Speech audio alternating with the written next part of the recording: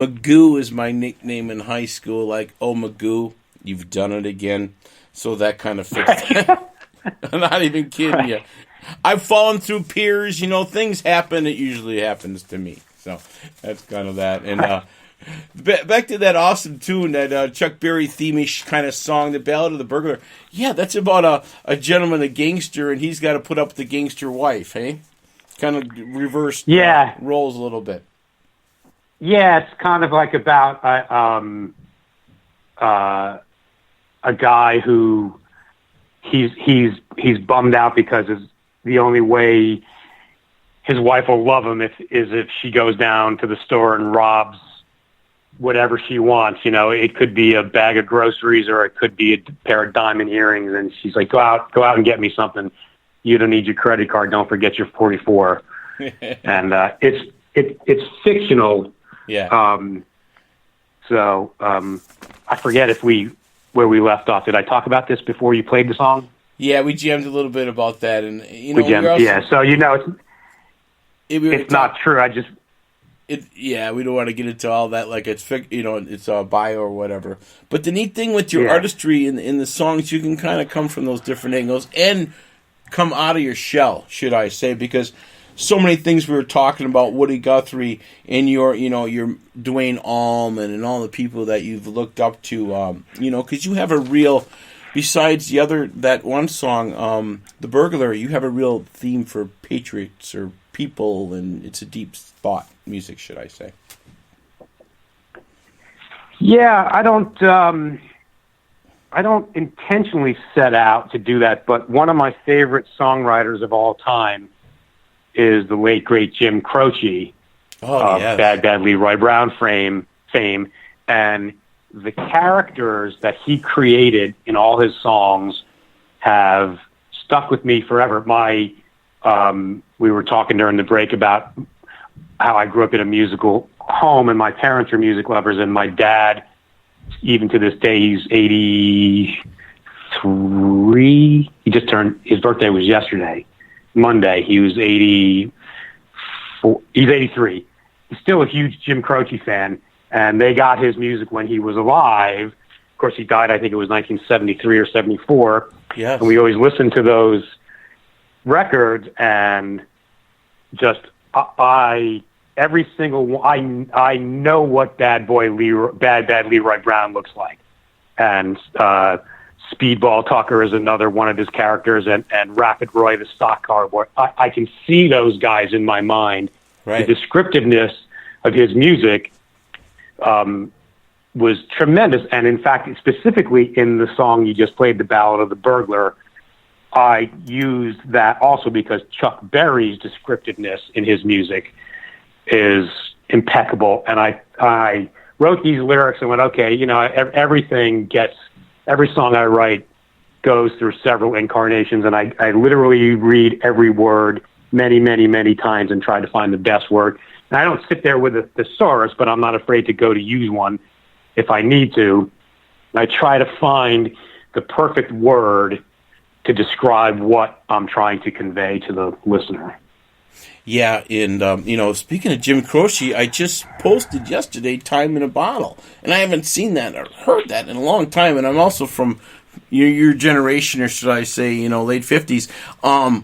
Is it Time in a Bottle or Message? I think it's Time in a Bottle. Is that not the... Yeah, Time in a Bottle was one of his big hits. And to sit there and hear that tune nowadays, and then it showed the video of him and his son. So it's very much so. Those are the music that touches our soul, and that's what you're trying to present now with the Highway of Cruise. Right. And it's kind of interesting because I always thought Jim Croce's music was Bad Bad Leroy Brown is kind of a barrelhouse piano bluesy song, and Time in a Bottle is a tender ballad. And he wrote songs to write songs, and he was, I guess, considered a folk musician, but some of his stuff is flat out rock, and some of it has strings, like Time in a Bottle, and some of it is a little overproduced in my opinion, but that's the way they were doing records in the early 70s. And so this collection of songs, to to me seems a little eclectic, although there is a common thread that it's American music. So you play the Ballad of the Burglar, which is classic 50s Chuck Berry style rock and roll. The title song, A Highway Cruise, is, I would call it blues rock. Some people have called it southern rock. I think it sounds southern rock because of the way the musicians played on it, the solos and stuff, and the lap steel guitar. It's actually not bottleneck guitar. But that's a song that came about, I wrote in 1986, about an incident I was having with a female friend of mine, and I decided that it needed to be revisited. And at the time when I wrote it, you mentioned that I'm influenced by Duane Allman, and I have been, although I never got to see him play. I was too young.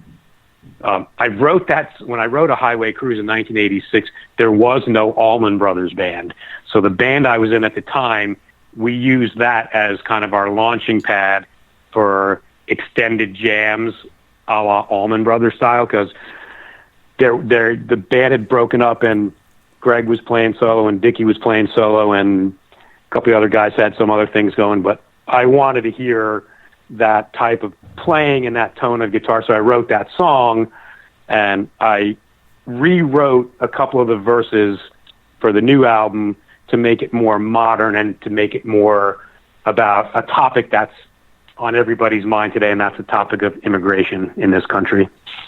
Yeah, you hit on that before. My view on that is that's the problem that's been going around the world. Immigration has been moving forever, and they build walls forever.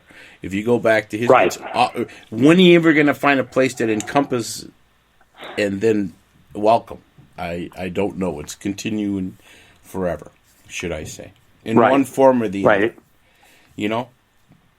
Right. And it's that's right. And people want to come to America because it's a great place, and nobody's immigrating or emigrating to Iran or North Korea or Russia or China, or, I mean, obviously there are other countries that people are moving to, but America is the land of opportunity, and you can come here with nothing, like my grandfather, who spent several months in quarantine at Ellis Island in New York and made a better life for his family and the subsequent generations after.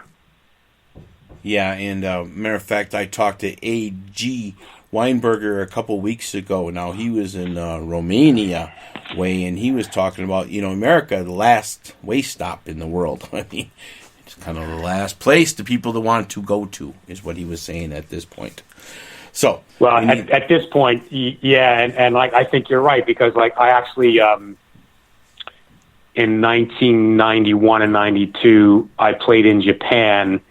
I got hired to do a 16-week residency at this park.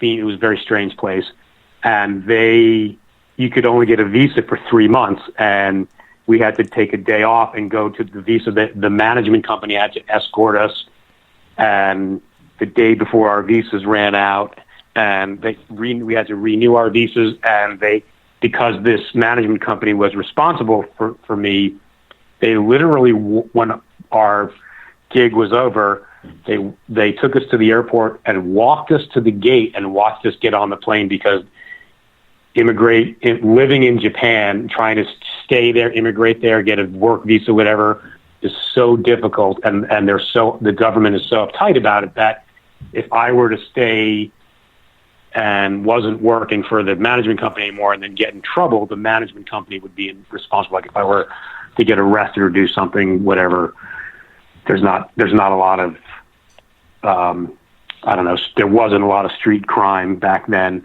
But so I can understand, like, other countries are very tight with who they let in and out. Yeah, it's different protocols and different situations, and we are exactly a land of a lot of people. So I'll tell you what, my friend JP Reali is my awesome guest on Humagoo. It is now 4:24 Central Time. Are you East Coast, aren't you? Out in Virginia way right East Coast, now? yes. Yeah, Arlington? Yes. Yeah, okay. Let's go to that's outside D.C. Are you Redskins? I'm Packer Cheesehead. You know, I always got to talk a little bit of sports or something. Who's your team? No. No. I grew up on Long Island in New York, and I was a New York Giant fan. Yeah. And because I've been playing music so much, I'm usually not home on Sundays. Right. And it was really, the truth is, when the New York Giants won the Super Bowl in 1986 with Phil Simms and Lawrence Taylor. Yeah. I said, that's enough. Because I was a fan when they were so bad in the 70s if they would get a first down against the Cowboys, I would be happy. I would consider that a victory. So once they dominated the league for that 1 year, I was satisfied. And then I started playing professionally and was not around on Sundays. So I don't watch much football, and definitely not a Redskins fan. I can say that much. I gotcha. Highway Cruise. Here we go, everybody. Thank you. We'll be right back.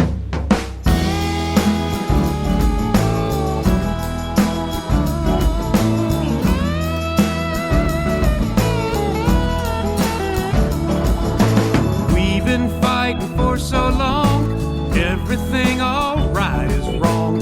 We just can't pretend no more. It's time we opened up the doors for all. Give us all your tired and poor, hungry folks from distant shores. With so much land, there's room for more, and we don't need another Berlin Wall.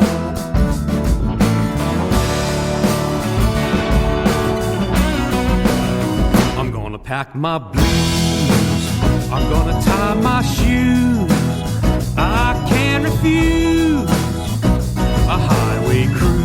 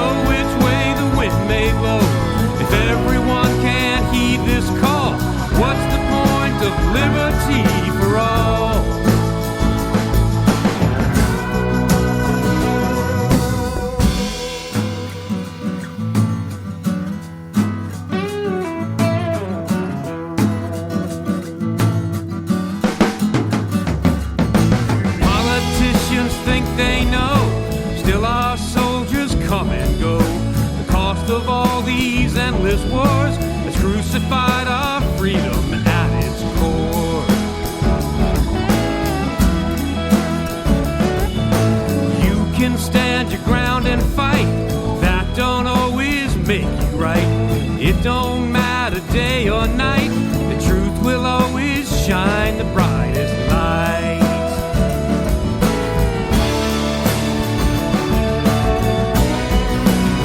I'm gonna pack my blues, I'm gonna tie my shoes.